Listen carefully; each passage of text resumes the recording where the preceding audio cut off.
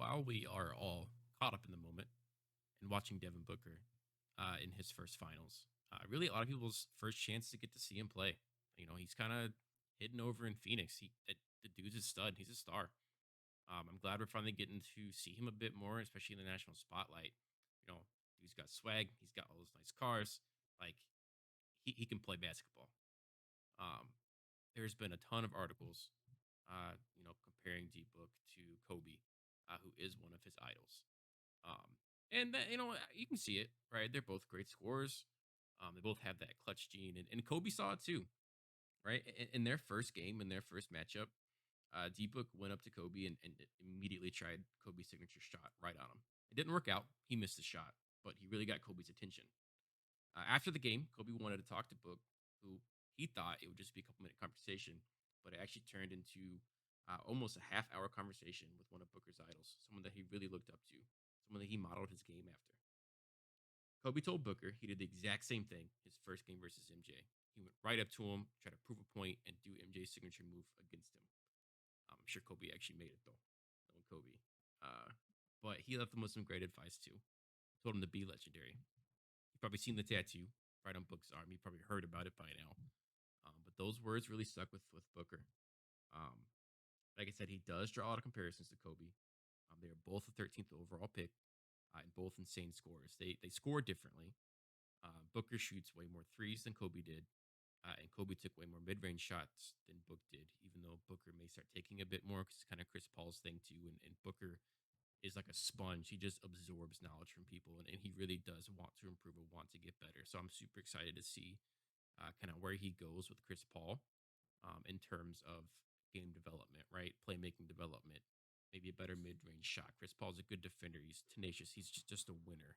And I think that will really rub off on Devin Booker a lot. So um, they both dropped 70 points in a game, right? Another comparison that gets brought up all the time. Now, Books was a little controversial. It was a blowout game, and Earl Watson kept him in because the Suns really needed that. Booker really needed that. They really propelled him and gave him confidence. Earl Watson, who Booker attributes to helping him out a lot earlier in his career, he was his player development coach. And Booker was super frustrated with playing time. He wasn't getting enough playing time. He felt like his rookie year to really, really improve. So Watson grinded in the gym with him, and they got better, and they just kept improving. And then eventually, Watson was named the interim head coach, and he really let Booker loose. Right, he was assigning everybody their roles, and he said, "Book, you're going to get 16 to 20 shots a game. It's your time. Let's make it happen." And at first, Booker was a little hesitant. Right, he was trying to be efficient, according to Watson. Watson at times had to tell him to shoot the ball and be confident. Kind of crazy to think about, considering how he plays now, but that was a big step in his development. Right, as a scorer, you can't be hesitant. You can't expect to miss. Right, yeah, you should probably try to be efficient. Don't just shoot up 30 shots a game. But every shot you take, you have to expect to make it, right? That's how you become an elite level scorer like Kobe Bryant, right? Is you're gonna make the the shot, right?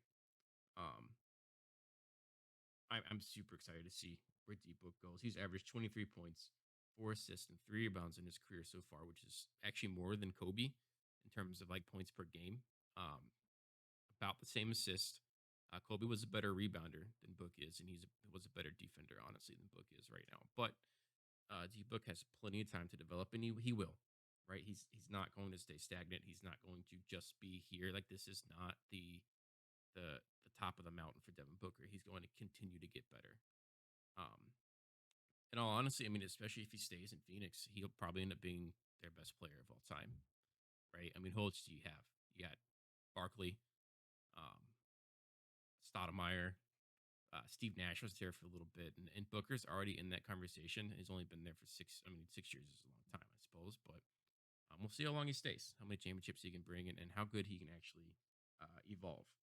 Um, I mentioned earlier, Watson uh, was Booker's first kind of player development coach in the NBA, and he really believed them. And Booker attributes a lot of his current skills to Earl Watson, right?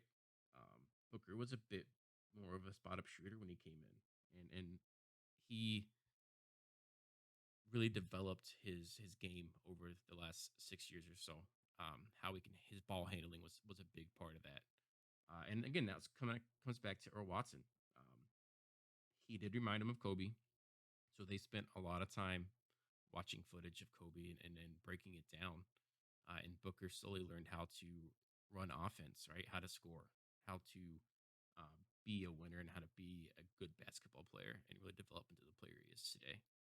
Again, I think he's going to continue to get better. People keep calling him a rising star, but I think he's already there, especially if he wins this championship and finishes the job like he says. Um, I think he's there at superstar already. I know he's young. I know maybe living in a bit of the moment, prisoner of the moment, but I do think he's a superstar. He's going to keep getting better too. Like the Phoenix Suns, um, you know, got a steal drafting him 13th overall. He's a good player, so we'll see where he goes. Just kind of some thoughts on Devin Booker. I really wanted to talk about it. He's been such a great player, and I hope he finally gets some of the recognition that he deserves. Um, he was tired of not winning, being stuck in Phoenix for so long, and just not being in the national spotlight. Like really kind of kept down his star level. But Phoenix, Phoenix is good. I don't know if they're going to be back next year, depending on what happens with Chris Paul. He is a free agent. If he comes back, it'll have to be at a much discounted rate.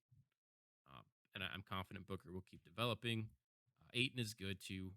Um, I like he's people are comparing, who has higher potential, Aiton or Bam. That's crazy to me because it's Bam, and maybe the Heat homer in me, but it's Bam. But Aiden's a good player, regardless.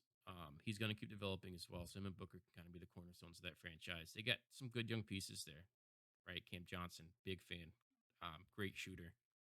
He can be a good rebounder. Like they have some good pieces there.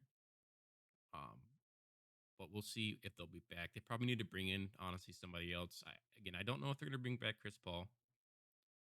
Uh, I don't know if they should bring back Chris Paul. Again, it all comes down to kind of price point. I haven't really dove into the Suns in terms of like their salary cap and how much space they have. I would assume that they don't have too much um, tied up. I know Booker probably makes a decent chunk of change, um, and they have to look at Aiton and then kind of go from there. But I would assume they have some salary cap space. But maybe Chris Paul is not the best person to spend it on. There may be other people that can help the team out a bit better going into next season, and we'll see though. So uh, I really thought the Bucks were going to win this series, and honestly, pretty easily, considering they have the best player on the court with Giannis. But man, Dbook and Chris Paul, the Suns just they're playing together. You know what I mean? They're good. They're playing together. They got a good team. I think it's chemistry. Monty Williams is a big part of it as well. But they're a good team. See if they can finish it off and finish the job, as Booker says. And I think he'll keep being legendary. And I think that his game is just going to keep growing, keep getting better. So thanks for listening. That's kind of my thoughts on D-Book and the Phoenix Suns.